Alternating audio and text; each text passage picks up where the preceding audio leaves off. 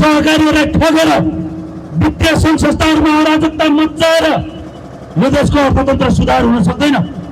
ती विषयमा धेरै प्रश्न चिन्ह खडा भएका मान्छेहरूले अहिले नेपाली समाजलाई एउटा तपाईँको चाहिँ विषालु हावा मार्फत आफ्नो लपेटामा पार्न खोजिरहेका छन्। आज नेपालमा एउटा विषालु हावा बगिरहेको छ। नयाँका नाममा, नयाँ पार्टीहरूको नाममा, सेलिब्रिटीहरूको नाममा तपाईँको चाहिँ स्टन्टबाजी गर्ने अनि युट्युबहरू चलाएका मान्छेहरूले देश समाज भनेर जसरी स्यालुले पिटिरहेका छन्, हामी ती मान्छेहरूलाई पनि खबरदारी गर्न चाहन्छौँ। देश गोइङको आँसु झारेर डलर कमाएको जस्तो गरेर देश चल्नेवाला छैन। यो अभियानमा तपाईँहरू देशका विभिन्न ठाउँहरूमा तपाईँहरू जोडिन सक्नुहुनेछ। विभिन्न ठाउँहरूमा तपाईँहरूले यो अभियानलाई स्वागत गर्न सक्नुहुनेछ र आफ्ना स्थानीय समस्या मुद्दा छन् भने ती स्थानीय समस्या र मुद्दाहरूको विषय पनि यो अभियानको मार्फत तपाईँहरूले बाहिरसम्म ल्याउन सक्नुहुनेछ। त्यसो हुँदाखेरि यो अभियानमा सबै नेपाली दाजुभाइ दिदीबहिनीहरू जोडिनुहुनेछ, हामी त्यो विश्वास व्यक्त गर्न चाहन्छौँ। झापा यस्तो भूमि हो, झापाको यो ठाउँ यस्तो भूमि हो जुन भूमिले तपाईँको चाहिँ हिजोका निरङ्कुश पञ्चायतको विरुद्धमा ठुला आन्दोलनको नेतृत्व गर्यो। 2027-28 सालमा तपाईँको झापाबाट भएको वर्गीय आन्दोलनको तपाईँको चाहिँ वर्गीय मुक्तिको आन्दोलन तपाईँको एउटा विद्रोहमा कन्भर्ट भएको यो भूमि आज हामीले हेऱ्यौँ भने त्यो विद्रोहमा सहभागी भएका कोही मान्छेहरू शासन सत्ताको बागडोरमा छन् भने कोही मान्छेहरू तपाईँको चाहिँ मेची पुलको तल बगरमा छाप्रा हालेर बसिरहेका छन्। म यो कार्यक्रम यो भूमिबाट त्यो विद्रोहका चाहिँ महान व्यक्तित्व मोहनचन्द्र मोहनचन्द्र अधिकारीलाई विशेष रूपमा स्मरण गर्न चाहन्छु। उहाँहरूको योगदानले, उहाँहरूको चाहिँ जुझारूपनले र यो देशमा वर्गीय सत्ताको विरुद्धमा जसरी शङ्खघोष गरेर तपाईँका देशका हरेक राजनीतिक उथलपुथलहरूको नेतृत्व गर्यो। आज कोही मान्छेहरू मोहनचन्द्र अधिकारी जस्ता मान्छेहरू मेची पुलको बगरमा बस्दै गर्दाखेरि त्यही विद्रोहमा सहभागी भएका केही मान्छेहरू काठमाडौँका शीश महलमा विराजमान भएका छन्। आज पनि झापाका जनताको समस्या जिउको त्यो छ। आज पनि किसानको समस्या हामीले हेऱ्यौँ भने जिउको त्यो हामी देखिरहेका छौँ। यहाँका भूमिहीनहरूको समस्या हामीले हेऱ्यौँ भने उस्तै छ। करिब 50 वर्ष पुग्न थाल्यो झापाका बगरहरूमा बसेका जनताहरूको भूमिको मुद्दा सुनिएन। तपाईँको चाहिँ झापाका औद्योगिक क्षेत्रमा काम गर्ने मजदुरहरूको पारिश्रमिकको विषयमा कहिले पनि बहसको विषय भनेन। त्यसो हुनाले हामी अपिल गर्न चाहन्छौँ, एकचोटि नेपाल कम्युनिस्ट पार्टी माओवादीको नेतृत्वमा विगतमा जसरी जमिन त यो पार्टीले हाँक्यो, त्यसै गरी हामी एकचोटि फेरि पनि नेपाली जनताको बिचमा यो देशका गरिखाने वर्गको अधिकारका लागि राष्ट्रिय मुक्ति आन्दोलन हामी गर्न चाहन्छौँ। हामी राष्ट्रियताको पक्षमा लड्न चाहन्छौँ। हामी जनताको जनजीविकाको पक्षमा लड्न चाहन्छौँ। हामी समाजवादको पक्षमा लड्न चाहन्छौँ। त्यसकारण यो भूमिका जनताहरू, यो भूमिका क्रान्तिकारीहरूले नेपाल कम्युनिस्ट पार्टी माओवादीलाई फेरि एकचोटि साथ दिनुहुनेछ, समर्थन दिनुहुनेछ भन्ने हामीलाई गहिरो विश्वास छ।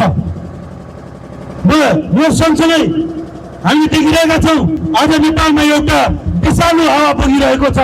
नयाँका नाममा, नयाँ पार्टीहरूको नाममा, सेलिब्रिटीहरूको नाममा तपाईँको चाहिँ स्टन्टबाजी गर्ने अनि युट्युबहरू चलाएका मान्छेहरूले देश समाज भनेर जसरी स्यालुले पिटिरहेका छन्, हामी ती मान्छेहरूलाई पनि खबरदारी गर्न चाहन्छौँ।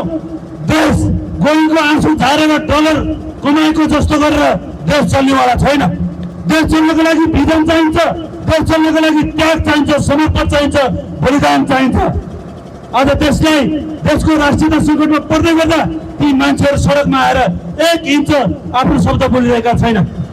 के त्यस्ता मान्छेहरूबाट यो देशको निकास, यो देशको स्वाधीनताको रक्षा हुन सक्छ? हामी प्रश्न गर्न चाहन्छौँ। त्यसो हुँदा नेपाली जनसमुदायले यो विषयलाई गम्भीरतापूर्वक बुझ्नुहुनेछ। यो विषयलाई तपाईँले गम्भीरतापूर्वक किन बुझ्नुहुन्छ र यो देशको असली सेवक को, यो देशको तपाईँको चाहिँ जनताको पक्षमा बोल्ने मान्छेहरू को तपाईँहरूले गहिरो गरेर मनन गर्नुहुन्छ, गहिरो गरेर खोजी गर्नुहुनेछ र त्यो आधारमा तपाईँहरू दुर्विकृत हुनुहुनेछ। त्यो आधारमा अबको निर्वाचनमा कुन पार्टीलाई जिताउने या भनौँ कुन पार्टीको पक्षमा जनलहर बनाउने भन्ने कुराको निर्धारण हुनेवाला छ। त्यसो हुँदाखेरि नयाँ बन्ने मान्छेलाई हामी भन्न चाहन्छौँ, तपाईहरुको पार्टीको विचार के हो? तपाईहरु खुल्ला पुँजीवादी हो या समाजवादी हो? पहिलो नम्बर यो तपाईले क्लियर गर्नुपर्छ। दोस्रो नम्बर तपाईहरु एमसीसी को पक्षपाती हो कि नेपालको पक्षपाती हो? तपाईले यो विषय क्लियर गर्नुपर्छ। दोस्रो नम्बर तेस्रो नम्बर नेपालको अर्थतन्त्रको आधार के हुनेछ? सहकारीहरूलाई ठगेर वित्तीय सङ्घ संस्थाहरूमा अराजकता मच्चाएर यो देशको अर्थतन्त्र सुधार हुन सक्दैन। ती विषयमा धेरै प्रश्न चिन्ह खडा भएका मान्छेहरूले अहिले नेपाली समाजलाई एउटा तपाईको चाहिँ विषालु हावा मार्फत आफ्नो लपेटामा पार्न खोजिरहेका छन्। विशेष गरी जेनजी पुस्ताका युवा साथीहरू र नयाँ पुस्ताका साथीहरूलाई म अपिल गर्न चाहन्छु, तपाईहरु होशियार हुनु भएन भने, तपाईले खबरदारी गर्नु भएन भने, तपाईले सचेततापूर्वक ध्यान दिनु भएन भने देश एउटा ठुलो दुर्घटनातर्फ जाने संकेत हामीले देखिरहेका छौँ। अमेरिकी साम्राज्यवाद संसारभरि जसरी तपाईको चाहिँ हतियारको बलमा हरेक सार्वभौम देशको छातीमा बुट बजारिरहेको छ, त्यसरी नै एउटा चोर मार्फत एमसीसी मार्फत नेपालमा प्रवेश गर्न खोजिरहेको छ। त्यसको नेतृत्व नयाँ बनेका मान्छेहरूले गर्न खोजिरहेका छन्। हामी खबरदारी गर्न चाहन्छौँ, तपाईहरुले प्रश्न गर्नुपर्छ कि नयाँ बनेका दलहरूलाई, नयाँ बनेका पात्रहरूलाई, अन्यथा देशलाई एउटा भड्कालामा हालेर तपाईको चाहिँ युक्रेन जेलेन्स्कीको मोडलमा नेपाललाई लग्ने खतरा पनि विद्यमान हामीले देखिरहेका छौँ।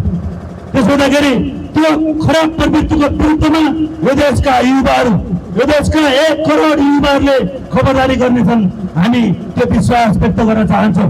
त्यो सँगसँगै हामी यो कार्यक्रममा आउँदै गर्दा हिजो राति मात्र अमेरिकन साम्राज्यवादले एउटा सार्वभौम भेनेजुला राष्ट्रमाथि प्रवेश गरेर त्यो देशको राष्ट्रपतिलाई अपहरण गरेर अमेरिका पुर्याएको छ। सर्वप्रथम त्यो कार्यको हामी यो जागरण अभियानको तर्फबाट घोर भर्त्सना गर्न चाहन्छौँ। एउटा स्वाधीन देशमाथि जुन किसिमको हस्तक्षेप अमेरिकाले गरेको छ, त्यो हस्तक्षेप असाध्यै घृणात्मक छ र यसको हामी सबै नेपाली जनताको तर्फबाट घोर भर्त्सना गर्नु छ। हामी घोर भर्त्सना गर्न चाहन्छौँ। प्रजातन्त्रको डङ्का पिट्ने अमेरिका जनताको जनमतको खोदर हुनुपर्छ भनेर 12 हात उफ्रिने अमेरिका र त्यसका पिउसाहरू, तिमीले यो घटनालाई कसरी हेरेका छौ? एउटा स्वाधीन त्यहाँको जनताबाट निर्वाचित राष्ट्रपतिलाई उसकै राजधानीभित्र पसेर, उसकै घरभित्र पसेर अमेरिकन सेनाहरूले अपहरण गरेर लगेका छन्। कि एउटा स्वाधीन देशका लागि यस्ता किसिमका घटनाहरू सही हुन सक्छ? कदापि सही हुन सक्दैन। त्यसो त हाम्रो अपिल के छ भन्दा नेपाललाई पनि फेरि एउटा युद्ध मैदान बनाउने षड्यन्त्र हुन खोजिरहेको छ। नेपाललाई फेरि पनि एउटा प्रयोगशाला बनाउने खतरा यहाँ देखिरहेको छ। त्यसो हुँदाखेरि हामी यो अभियान मार्फत यी खराब कुराहरूको भण्डाफोर गर्दै नेपाली जनताले नयाँ शक्तिको माग गरेको छ। त्यो नयाँ शक्ति भनेको विचार सहितको शक्ति हो। त्यो नयाँ शक्ति भनेको देशको माटोमा टेकेको नयाँ शक्ति हो। त्यो नयाँ शक्ति भनेको आफ्नो स्वाधीनताको रक्षा गर्ने नयाँ शक्ति हो। त्यो नयाँ शक्तिको नेतृत्व नेपाल कम्युनिस्ट पार्टी माओवादीले गर्न तयार छ र हामी त्यसको नेतृत्व गर्न तयार छौँ। हामी तपाईलाई अपिल गर्न चाहन्छौँ। त्यसो हुँदा यो अभियान अवधिमा तपाईहरु सबैले हामीलाई विभिन्न सामाजिक सञ्जालहरूमा लाइक कमेन्ट गरेर पनि तपाईहरुले साथ दिनुहुनेछ र सँगसँगै तपाईहरुले आफूले सकेका ठाउँहरूबाट फिजिकली पनि साथ दिनुहुन्छ। हामी त्यो तपाईहरुलाई आग्रह अपिल गर्दै यो कार्यक्रम आज यहाँबाट उद्घाटन भएको छ। यो उद्घाटन कार्यक्रमलाई भव्य र शानदार बनाइदिनु नै सबैलाई विशेष धन्यवाद दिँदै यो प्रदेशका इन्चार्ज कमरेड दिपेश राईलाई म यो माइक्रोफोन हस्तान्तरण गर्दछु। आदरणीय दाजु दिपेश राई।